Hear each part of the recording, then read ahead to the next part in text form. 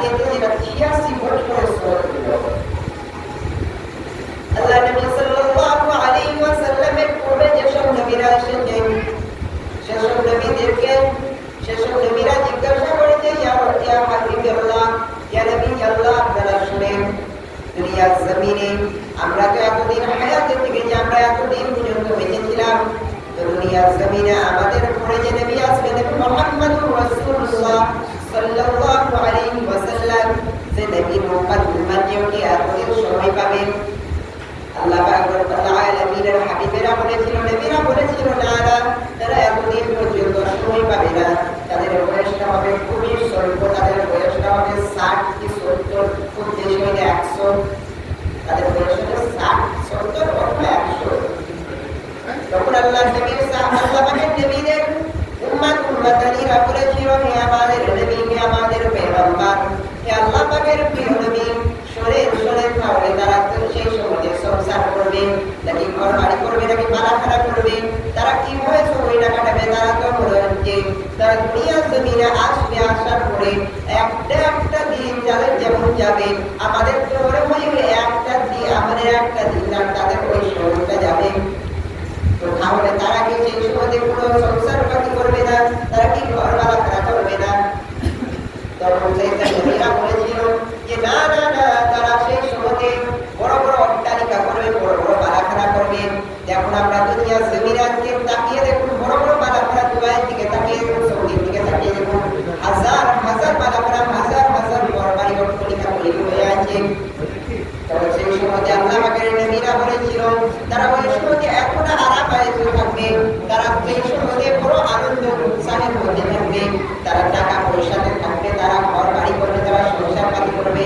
যখন আল্লাহ পাকের নবীদের সময়কার উম্মতানিরা বলেছিল তাহলে তারা দুনিয়ার জমিনে যদি আমরা যদি ওই সময়টা পেতাম, আমরা ওই সময়তে গাছতলাতে আল্লাহ পাকের ইবাদত করতে করতে সময়টাকে কাটিয়ে দিতাম।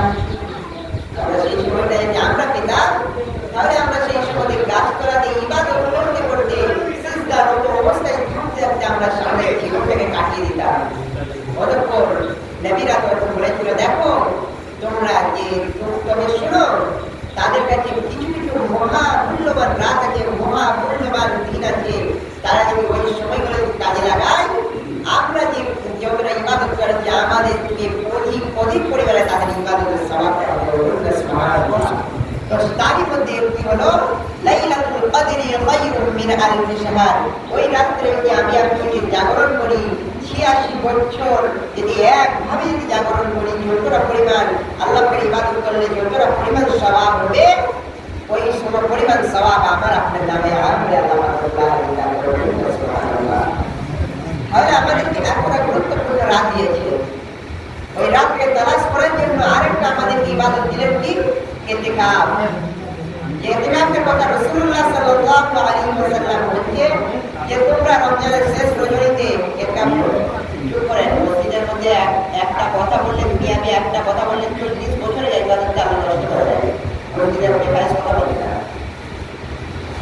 তো যে কথা বলছিলাম, রাসূলুল্লাহ সাল্লাল্লাহু আলাইহি ওয়াসাল্লাম আমাদের কাছে একটা ইবাদত, বিশেষ ইবাদত দিয়ে গেলেন, যেটার নাম হলো ইতিকাফ। আমরা দুনিয়ার জমিনে দেখতে পাই, তাকিয়ে দেখতে গেলে মসজিদে ইতিকাফ হয় কতক্ষণ? 1 দিন, 2 দিন, 3 দিন, অধিক হয়তো 5 দিন, 7 দিন, খুব কম জায়গায় দেখা যায় 10 দিনের ইতিকাফ। আল্লাহ রাসূল সাল্লাল্লাহু আলাইহি ওয়াসাল্লাম বলেছেন, আল্লাহ রাসূলের সাহাবারা রিওয়ায়াত করতে, হযরত আব্দুল্লাহ ইবনে উমর রাদিয়াল্লাহু তাআলা আনহু রিওয়ায়াত করতে, আল্লাহ রাসূল সাল্লাল্লাহু আলাইহি ওয়াসাল্লাম তার শেষ জীবনে প্রত্যেকটা বছর উনি কি করেছেন? শেষ দশক ইবাদত বন্দেগীর সঙ্গে কাটিয়েছেন, ইতিকাফ করেছেন। কোন সময় থেকে? যখন পুরি রমজান যখন আমাদের কাছে উপস্থিত হয়ে গেল, ওই পুরি রমজান উনি কি করতেন? আসরের নামাজটাকে আদায় করে উনি ওই যে মসজিদে গমন করতেন, শুধুমাত্র যেটা বাহ্যিক প্রয়োজন যেমন পেশাব পায়খানা ছাড়া উনি বাহিরে বেরোতেন না। এমনকি কিতাবের মধ্যে এসেছে, বড় বড় মুহাদ্দিসিন কিরামরা লিখেছেন যে উনি গোসল পর্যন্ত করতেন না ওই 10টা দিন। একমাত্র যদি শরীর যদি নাপাক হয়ে যেত, অপবিত্র হয়ে যেত, সাহাবা হুজুররা এইভাবে করতেন, যদি শরীর অপবিত্র হয়ে যেত, যদি নাপাক হয়ে যেত, তাহলে উনি বেরোতেন গোসলটা করার জন্য, রোজে উনি মসজিদকে বেরোতেন না। এতেকাফের নিয়ম, এতেকাফের হক হচ্ছে সম্পূর্ণ 10 দিন তোমরা মসজিদের মধ্যে গ্রহণ করো। পরে কি করো? তোমরা দুনিয়াবি কোনো কথা বলো না, তোমরা বেফায়েস কথা বলো না, তোমরা আল্লাহর ইবাদত বানিয়ে করতে থাকো। তাহলে কি আমরা সকলে চুপ করে থাকবো? চুপ করে থাকলে আমাদের ইতিকাফটা ভঙ্গ হয়ে যাবে।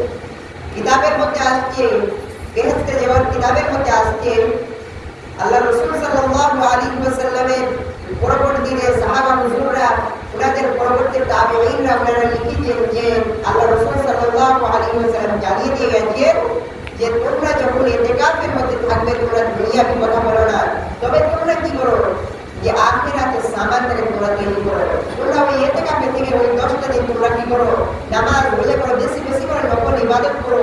তোমরা কি করো? ওই 10টা দিন কোরআন হাদিসের আলাপ আলোচনা করো, তোমাদের ওইগুলো কাজে লাগবে। যদি দুনিয়াবি জিন্দেগিতে যদি আপনি আমি যদি একটা যদি রাসূলুল্লাহ সাল্লাল্লাহু আলাইহি ওয়াসাল্লাম বলেন মান তামাসসাকা বিসুন্নতি ইনদা ফাসাদি উম্মতি ফালাহু আজরু মিয়াতু শাহীদ। আখিরি জামানায় আমার উম্মতরা যদি একটা আমার সুন্নতকে আঁকড়ে ধরে, একটা আমার সুন্নতকে জিন্দা করে, মান তামাসসাকা বিসুন্নতি আমার একখানা সুন্নতকে যদি জিন্দা করে, ইনদা ফাসাদি উম্মতি কোন সময় আখিরি জামানায় ফালাহু আজরু মিয়াতু শাহীদ, তাকে আল্লাহ পাক 100 শহীদের দরজা দান করবেন। সুবহানাল্লাহ। তো রাসূলুল্লাহ সাল্লাল্লাহু আলাইহি ওয়াসাল্লাম এই একটা সুন্নাত, এই ইতিকাফ হচ্ছে একটা সুন্নাত। ইতিকাফের হক হচ্ছে 10 দিন সম্পূর্ণ আদায় করা। যদি আদায় করেন কি হবে? মাহশরের ময়দানে বলতে পারবে আল্লাহ দুনিয়ার জমিনে কি করেছি না করেছি জানি না, আমার পুরো ইবাদত কাজে লেগেছে কি জানি না, তবে তোমার হাবিবের একটা সুন্নাতকে আমার মধ্যে রেখেছিলাম। কি রেখেছিলাম? পবিত্র মাহে রমজান শরীফ মাসে আমি কি করতাম? শেষ 10 বছর আমি সম্পূর্ণ 10 দিনই আমি ইতিকাফের মধ্যে থাকতাম। কখন থেকে? যখন পুরী রমজান যখন আসরের আযানটা হয়ে যেত, নামাজটা আদায় করে আমি ওই যে প্রবেশ করতাম, যতক্ষণ বুঝে করে ঈদের চাঁদ দেখতে পেতাম ততক্ষণ বুঝে আমি মসজিদ থেকে বার হতাম না। তো আল্লাহ রাসূল সাল্লাল্লাহু আলাইহি ওয়াসাল্লামের একটা সুন্নাত জানতে করার কারণে আল্লাহ পাক রব্বুল আলামিন আমাকে আপনি 100 শহীদের দরজা দান করলেন। আর 100 শহীদের দরজা কতটা? কিতাবের মধ্যে শুধু একটা শহীদের দরজা আমরা বিনা হিসাবে যাব না। কেউ যদি বিনা হিসাবে জান্নাতে যায়, সে যদি আল্লাহ পাকের রাস্তায় একটা শহীদ হয়ে যায়, যদি নিজের জীবনটা যদি আল্লাহ পাকের জন্য শহীদ করে দেয়, তাহলে আল্লাহ পাকের বিনা হিসাবে জান্নাত দেবে।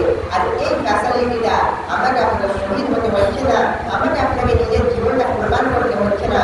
আমি যদি একটা সুন্নাতের মধ্যে যদি পাইবন থাকি, আমি আপনি যে একটা সুন্নাতকে যদি বাকি আনন্দ করি, আমি আপনি যে একটা সুন্নাতে যদি ইবাদত করতে করি, তাহলে আমাকে আপনাকে ওই 100টা শহীদের দরজা দেওয়ার হিসাবে আল্লাহ পাক আপনাকে আমাকে ওনার দয়ার জান্নাত পৌঁছে করবেন। সুবহানাল্লাহ।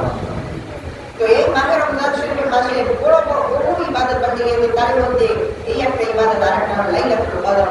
যে কথাটা বলছিলাম লাইলাতুল কদরের কতটা ফজিলত, লাইলাতুল কদরের কথা কিতাবের মধ্যে আসছে ইন্না আনজালনাহু ফি লাইলাতুল কদর। কোরআনুল কারীমের মধ্যে ইন্না নিশ্চয় আনজালনা আমি নাযিল করেছি ফি লাইলাতুল কদর, লাইলাতুল কদরের রাতে। কি নাযিল করেছি? নাযিলনাহু ফি লাইলাতুল কদর। মা আদরাকা মা লাইলাতুল কদর। লাইলাতুল কদরকে আমি বড় বরকতময় করেছি, আর এই লাইলাতুল কদরের রাতে আমি পবিত্র কোরআনুল কারীমকে নাযিল করেছি। এই লাইলাতুল কদরের রাত্রি কোনটাকে বলা হয়েছে? আল্লাহ নবী সাল্লাল্লাহু আলাইহি ওয়াসাল্লাম বর্ণনা করেছেন, আল্লাহ রাসূল সাল্লাল্লাহু আলাইহি ওয়াসাল্লাম সাহাবীদেরকে এই লাইলাতুল কদর কোনটা সেটা জানানোর জন্য বাকি রয়েছে। এমন অবস্থায় দুইজন ব্যক্তি ঝগড়া চালু হয়ে গেছে। আল্লাহ পাক ঘুরানোর জন্য ওই লাইলাতুল কদরের রাতটাকে ভুলিয়ে দেওয়ার জন্য এই কাজটা করেছিলেন। দুইজন ব্যক্তির মধ্যে দ্বন্দ্ব লেগে গেছে, ঝগড়া লেগে গেছে। আল্লাহ রাসূল সাল্লাল্লাহু আলাইহি ওয়াসাল্লামের সামনে পড়ে গেল। আল্লাহ রাসূল সাল্লাল্লাহু আলাইহি ওয়াসাল্লাম কি করেছেন? ওই সময় কি বললেন? বাইরের মধ্যে গেলেন, যাওয়ার পরে যখন ওই দ্বন্দ্বটা দেখতে পেলেন, ঝগড়া দেখতে পাওয়ার পরে দিমাগটা ওই জায়গায় চলে গেল, ওখানে ওই জায়গায় চলে গেল, খেয়ালটা ওই জায়গায় চলে গেল। কিন্তু করে যখন মীমাংসা করেছিলেন, খেয়াল আসছে না, আমি কিছু করছিলাম, ওনার মনে পড়ে গেল আমি তো লাইলাতুল কদরের কথা বলতে পেরেছিলাম, কিন্তু কোনটা লাইলাতুল কদর আমার তো আর এখন মনে পড়েছে না। আজকে এই রাতটা লাইলাতুল কদর নাকি পড়বে যে 21 রাত ওইটা লাইলাতুল কদর, নাকি পড়ে যে 30 রাত ওইটা লাইলাতুল কদর। আল্লাহ পাক রব্বুল আলামিন আমার আপনার নবী প্রথম 10 দিন ইতিকাফ করলেন। উনি কি করলেন? থাকার পরে উনি লাইলাতুল কদরকে তালাশ করতে লাগলেন। করতে উনি যখন দেখলেন যে প্রথম রজনী, প্রথম 10 রজনীতে অর্থাৎ রহমতের রজনীতে লাইলাতুল কদরকে পেলাম না, অতঃপর উনি কি করলেন? মাগফিরাতের 10 দিন ইতিকাফের মধ্যে নিযুক্ত হয়ে গেলেন। নিজেকে কি করলেন? আবদ্ধ করে দিলেন মসজিদের মধ্যে। ওই সময়তে কি হলো? বাজে 10 দিন অর্থাৎ মাগফিরাতের 10 দিনের লাইলাতুল কদরকে পেলেন না। অতঃপর উনি কি করলেন? শেষ 10 দিন আল্লাহ পাক রব্বুল আলামিন জানিয়ে দিলেন, হে আমার হাবিব তোমাকে আমি লাইলাতুল কদরটা দান করব এই রমজান মুবারক মাসে 21 থেকে 30 এর মধ্যে। 21, 23, 25, 27 আর 29 এই 5 রজনীর মধ্যে আমি আল্লাহ পাক তোমাকে লাইলাতুল কদরকে দান করে দেব। সুবহানাল্লাহ। এই লাইলাতুল কদরের রাত আমাদের কাছে এই 5টার মধ্যে একটা। তো এই লাইলাতুল কদর কোনটা সেটা বোঝার জন্য আমাকে আপনাকে কি করতে হবে? দেখতে হবে যে আমি আপনি যদি লাইলাতুল কদরকে বুঝতে না পারি, তাহলে আমাকে আপনাকে যদি এই 10টা দিন ইতিকাফের মধ্যে নিযুক্ত থাকি, যদি রাত্রি বেলায় যদি 2 রাকাত করে নামাজ আদায় করি, আমার আল্লাহ পাক রব্বুল আলামিন না জানি আমার আপনার নসিবে যদি লাইলাতুল কদরটা দিয়ে দেয়, আল্লাহ পাক রব্বুল আলামিনের কাছে বলতে হবে, আল্লাহ 86 বছর তো আল্লাহ জীবন পাইনি, আল্লাহ কেউ তো 70 বছর পেয়েছি, কেউ বা 60 বছর, কেউ বা 50 বছর। আমরা তো দেখতে পাই এই কত কিছুদিন আগেই দেখছিলাম একটা আরামবাগে একটা অ্যাক্সিডেন্ট হলো। কত একটা 12 বছরের বাচ্চা আর একটা 16 বছরের মানুষ দুজন মিলে ইন্তেকাল করে গেলেন। তাহলে আমার আপনার তো হায়াতে জিন্দেগির কোনো বিরক্ত নেই, কোনো তো গ্যারান্টি নেই। তাহলে আমি আপনি তখন আল্লাহ পাকের কাছে বলতে পারবো, আল্লাহ আমরা কিছু না করতে পারলেও ওই লাইলাতুল কদরের রাতকে তালাশ করেছিলাম, আল্লাহ আপনি এর ওসিলায় আমাকে জান্নাত দেন।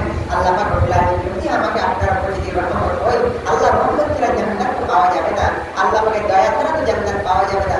যদি আমাকে আপনাকে ওইটার ওসিলায় যদি আল্লাহ পাক জান্নাত দেয়, তাহলে আমার আপনার এইটার থেকে সৌভাগ্য আর কিছু নেই। আর আমরা এই 5 রজনী পাওয়ার পরে যদি আমরা আরাম আয়েসে যদি ঘুমের মধ্যে কাটিয়ে দিই, তাহলে আমার আপনার মধ্যে দুর্ভাগ্য আর কেউ না।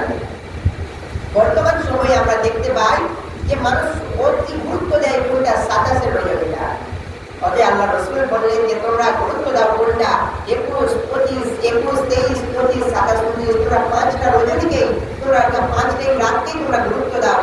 তোমরা এই 5টা রাত্রি যখন জাগরণ করবে, তোমরা একটা লাইলাতুল কদরকে পেয়ে যাবে। আর পেয়ে যাওয়ার কারণে তোমাদের 86 বছর সমতুল্য আমল আল্লাহ পাক রব্বুল আলামিন আরেকটা কি ইতিকাফ যে কথাটা বলছিলাম, এই ইতিকাফের কথা আমাদের আয়েশা সিদ্দিকা রাদিয়াল্লাহু তাআলা আনহা বলছেন, আল্লাহ রাসূল সাল্লাল্লাহু আলাইহি ওয়াসাল্লাম উনি কি করতেন? উনি পবিত্র মাহে রমজান শরীফে শেষ 10 দিন ইতিকাফ করতেন। আবার অন্যান্য রিওয়ায়াতে আছে হযরত আব্দুল্লাহ ইবনে উমর রাদিয়াল্লাহু তাআলা আনহু হতে বর্ণিত, তিনি বলেন আল্লাহ রাসূল সাল্লাল্লাহু আলাইহি ওয়াসাল্লাম জীবনটা শেষ হয়ে যাবে, জীবন চলে যাবে, আপনি অবশ্যই ইন্তেকাল করে যাবে। উনি কি করলেন? শেষ বছর বিদায় রমজান, ওই রমজান উনি 20 দিন ইন্তেকাল দিয়েছিলেন। আর কি করেছিলেন? উনি ওসিয়ত করে গেছিলেন, হে আমার সাহাবা সাহাবীরা, হে আমার উম্মতানিরা, তোমাদের কাছে একটা গুরুত্বপূর্ণ ইবাদতকে ফ্যাসিলিটি দিয়ে গেলাম, যেটা হলো ইতিকাফ। তোমরা কি করে ইতিকাফটাকে আদায় করো? ইতিকাফটা কত প্রকার?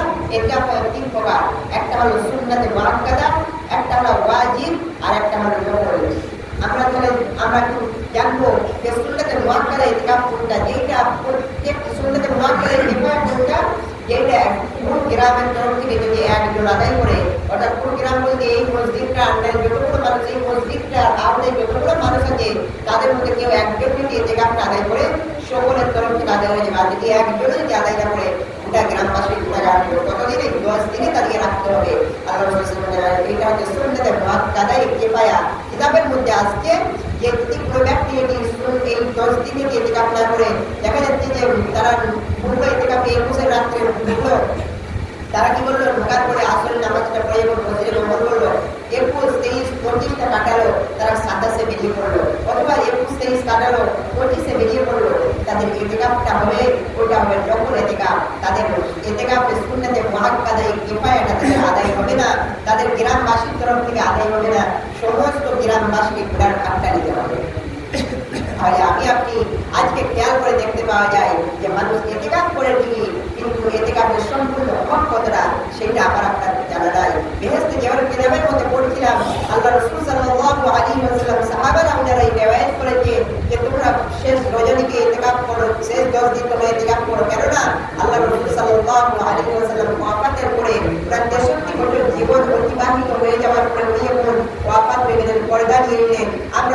সঙ্গে আমার আপনার নবী হায়াতুন নবী। তবে উনি চলে যাওয়ার পরে উনি যখন দুনিয়া জমিন ছেড়ে যখন চলে গেলেন, ওনার যখন রওজা মুবারক করে যখন ঘুমিয়ে গেলেন, তো তারপরে ওনার আহলিয়ারা, আমাদের আম্মাজান হযরত আয়েশা সিদ্দিকা, হযরত উম্মে কুলসুমের কন্যারা, ওনার আম্মা, ওনার স্ত্রীরা, ওনারা কি করতেন?